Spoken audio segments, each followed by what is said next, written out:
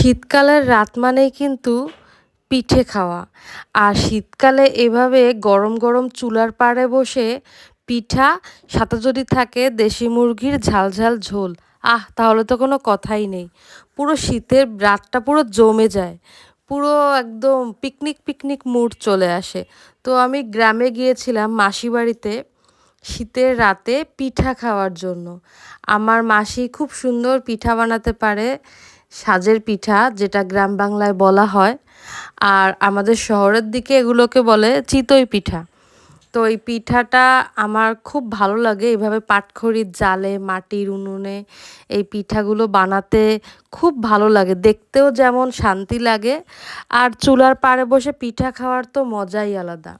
আর আমার মাসির হাতের পিঠা এত সুন্দর হয়, সবগুলো পিঠা খুব ফুলে উঠে, খুব নরম হয়।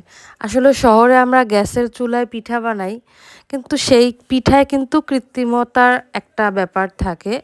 এভাবে কিন্তু এরকম যে গ্রাম বাংলার যে সহজ সাধারণভাবে যে একটা আন্তরিকতার সাথে যে পিঠা বানায়, এগুলো যে স্বাদ হয়, এটা কিন্তু ওই শহরে গ্যাসের চুলায় এভাবে স্বাদটা কিন্তু পাওয়া যায় না।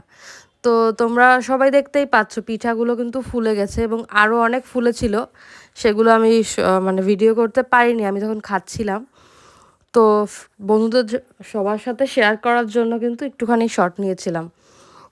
তো তোমরা কে কে পিঠা খেতে পছন্দ করো, এই চিতই পিঠা, সেটা কিন্তু আমাকে কমেন্ট করে জানিও। আর তোমরা শীতকালে কি কি পিঠার ব্লগ দেখতে চাও আমাকে কিন্তু তোমরা সবাই জানিও, ওকে? তো আমরা এখন পিঠা খাবো। তো তোমরা সবাই ভালো থেকো, সবাই শীতকালে যে যার মতো করে পিঠা বানিয়ে খেও। আর আমাকে তোমাদের ভিডিওতে ট্যাগ বা মেনশন করো। ওকে, বাই বাই।